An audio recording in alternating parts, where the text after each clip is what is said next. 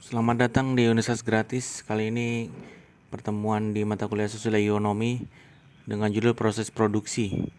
Jadi pengertian proses produksi di sini diartikan sebagai suatu cara, metode dengan teknik bagaimana sesungguhnya sumber-sumber tenaga kerja, mesin, bahan baku, dan dana yang ada diubah untuk menjadi proses suatu hasil ya. Kemudian produksi adalah kegiatan untuk menciptakan atau menambah kegunaan barang atau jasa. Jadi proses juga diartikan sebagai cara, metode, ataupun teknik bagaimana produksi itu dilaksanakan. Produksi adalah kegiatan untuk menciptakan dana menambah kegunaan utility suatu barang dan jasa. Jadi menurut Ahyari tahun 2002, proses produksi adalah suatu cara, metode, ataupun teknik menambah kegunaan suatu barang dan jasa dengan menggunakan faktor produksi yang ada. Melihat kedua definisi di atas, dapat diambil kesimpulan ya bahwa proses produksi merupakan kegiatan untuk menciptakan atau menambah kegunaan suatu barang dan jasa dengan menggunakan faktor-faktor yang ada seperti tenaga kerja, mesin, bahan baku, dan dana agar lebih bermanfaat bagi kebutuhan manusia. Maka dari itu proses produksi merupakan kegiatan menambah faedah kegunaan dari suatu benda atau menciptakan suatu benda baru hasil sehingga lebih bermanfaat dalam pemenuhan kebutuhan seperti itu ya. Terus kemudian selanjutnya tujuan produksi. Kita dapat melihat bahwa tanpa kegiatan produksi kebutuhan manusia yang banyak ragam itu tidak akan terpenuhi. Jadi kemajuan dalam hal melakukan produksi adalah hubungan yang dengan standar hidup manusia. Jadi secara umum tujuan produksi adalah memenuhi kebutuhan manusia untuk mencapai kemakmurannya. Perlu diketahui bahwa dalam kegiatan produksi ada pihak yang terkait ya. Pihak pertama adalah pihak yang menghasilkan barang dan jasa yang kita sebut sebagai produsen.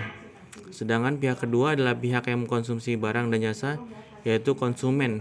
Karenanya tujuan produksi juga dapat dilihat secara khusus dari sudut kepentingan pihak-pihak tersebut.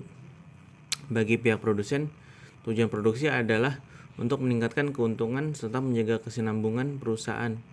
Sementara bagi masyarakat atau konsumen, tujuan produksi adalah untuk memenuhi kebutuhan manusia untuk mencapai kesejahteraan.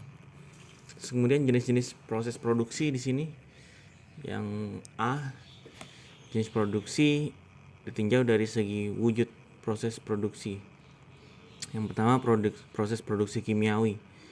Proses produksi kimiawi merupakan suatu proses produksi yang menitikberatkan pada adanya proses analisa atau sintesa serta senyawa kimia. Contohnya perusahaan obat-obatan atau perusahaan tambang minyak. Kemudian selanjutnya proses produksi perubahan bentuk. Proses perubahan bentuk adalah proses produksi di mana dalam pelaksanaannya menitikberatkan pada perubahan masukan input menjadi keluaran atau output ya. Sehingga didapatkan penambahan manfaat atau faedah dari barang tersebut. Contohnya adalah perusahaan mebel atau perusahaan garment. Kemudian selanjutnya proses produksi assembling. Proses produksi assembling merupakan suatu proses produksi yang dalam pelaksanaan produksinya lebih mengutamakan pada proses penggabungan dari komponen-komponen produk dalam perusahaan yang bersangkutan atau membeli produk yang dibeli dari perusahaan lain. Contohnya perusahaan yang produksi perakitan elektronik dan perakitan mobil. Kemudian selanjutnya proses produksi transportasi. Proses produksi transportasi merupakan suatu proses produksi dengan jalan menciptakan jasa pemindahan tempat dari barang ataupun manusia. Dengan adanya pemindahan tempat tersebut, maka barang atau manusia yang bersangkutan ini akan mempunyai kegunaan atau merasakan adanya tambahan manfaat ya. Contohnya perusahaan kereta api atau perusahaan angkutan. Terus kemudian selanjutnya proses produksi penciptaan jasa administrasi. Di sini adalah suatu proses produksi yang memberikan jasa administrasi kepada perusahaan-perusahaan atau lembaga-lembaga yang memerlukan memberikan metode penyusunan, penyimpanan, dan penyajian data serta informasi yang diperlukan oleh masing-masing perusahaan. Terus kemudian yang B ini jenis proses produksi ditinjau dari segi arus proses produksi. Yang pertama itu proses produksi terus menerus ya, atau continuous process. Proses produksi yang mempunyai pola atau urutan yang selalu sama dalam pelaksanaan proses produksi di dalam perusahaan. Proses produksi secara kontinu dilakukan pada industri yang skala produksinya besar. Seperti itu. Terus kemudian ciri-ciri perusahaan tersebut biasanya produksi dalam jumlah besar, variasi produk yang kecil, dan sudah distandarisasi. Terus kemudian kedua, menggunakan produk layout. Ketiga, mesin bersifat khusus. Keempat, operator tidak mempunyai keahlian yang cukup tinggi. Yang kelima, salah satu mesin peralatan rusak atau berhenti, seluruh proses produksi terhenti. Keenam, tenaga kerja cukup sedikit. Ketujuh, persediaan bahan mentah atau bahan prosesnya masih kecil ya. Kemudian yang ke-8, dibutuhkan maintenance spesialis yang berpengetahuan dan pengalaman yang cukup banyak. Kemudian kebaikannya di sini yang pertama, biaya per unit itu rendah ya. Terus kemudian pemborosan dapat diperkecil karena menggunakan tenaga mesin. Yang ketiga, biaya tenaga kerja rendah. Keempat, biaya pemindahan bahan di pabrik rendah karena jaraknya lebih pendek. Kekurangannya yang pertama, terdapat kesulitan dalam perubahan produk. Yang kedua, proses produksi mudah terhenti yang menyebabkan kemacetan seluruh proses produksi. Ketiga, terdapat kesulitan menghadapi perubahan tingkat permintaan. Seperti itu. Terus kemudian ciri-cirinya di sini, proses yang dihasilkan dalam jumlah kecil, variasi sangat besar. Terus kemudian kedua, menggunakan mesin-mesin bersifat umum dan kurang otomatis. Yang ketiga, operator mempunyai keahlian tinggi. 4, proses produksi tidak mudah, dan lain-lain. Terus kemudian kelebihan, fleksibilitas yang tinggi dalam menghadapi perubahan produk yang berhubungan dengan mesin bersifat umum, yaitu sistem pemindahan menggunakan tenaga manusia. Kemudian kekurangan, dibutuhkan scheduling atau routing yang banyak karena produk berbeda tergantung pemesanan. 2, pengawasan produksi sangat sukar dilakukan. Yang ketiga, persediaan bahan mentah dan bahan dalam proses cukup besar. 4, biaya tenaga kerja dan pemindahan bahan sangat tinggi karena menggunakan banyak tenaga kerja yang mempunyai tenaga ahli.